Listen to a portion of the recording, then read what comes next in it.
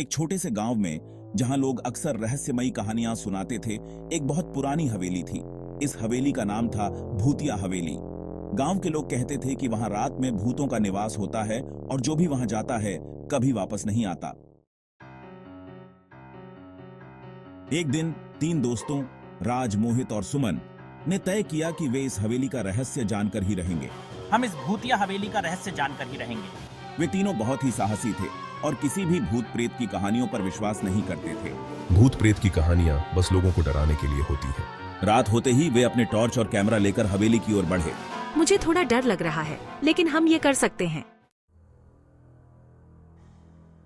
हवेली के पास पहुंचते ही उन्हें एक अजीब सी ठंड महसूस होने लगी। हवेली के दरवाजे पर पुराने ताले लगे हुए थे, लेकिन वे जंग लगे होने के कारण आसानी से खुल गए। अंदर का दृश्य बहुत ही डरावना था।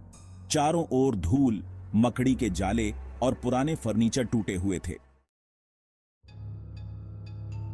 जैसे ही वे अंदर गए, दरवाजा अपने आप बंद हो गया। अरे, दरवाजा बंद हो गया।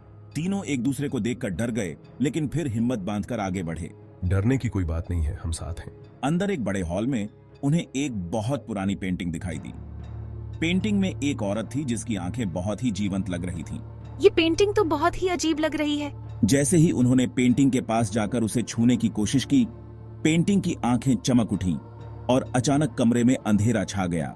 ये क्या हो रहा है? कुछ तो गड़बड़ है। हमें यहाँ से निकलना चाहिए।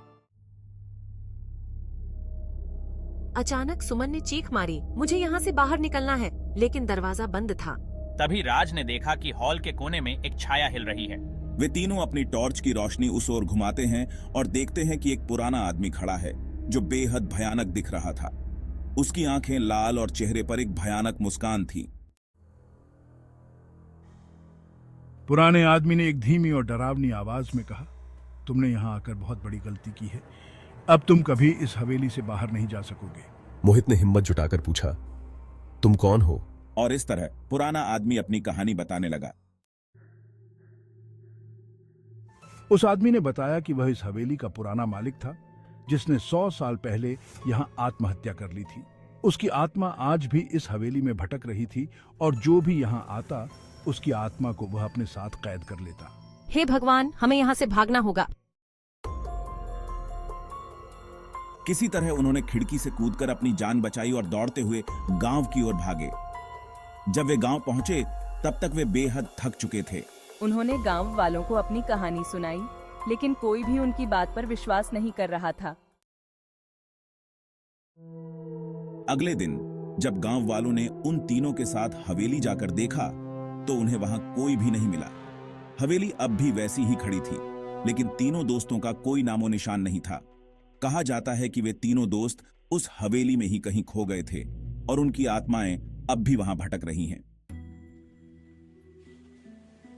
गांव के लोग अब उस हवेली के पास जाने से डरते हैं और रात होते ही अपने घरों में दुबक जाते हैं, क्योंकि वे जानते हैं कि भूतिया हवेली की रहस्यमयी ताकतों का सामना करना किसी के बस की बात नहीं।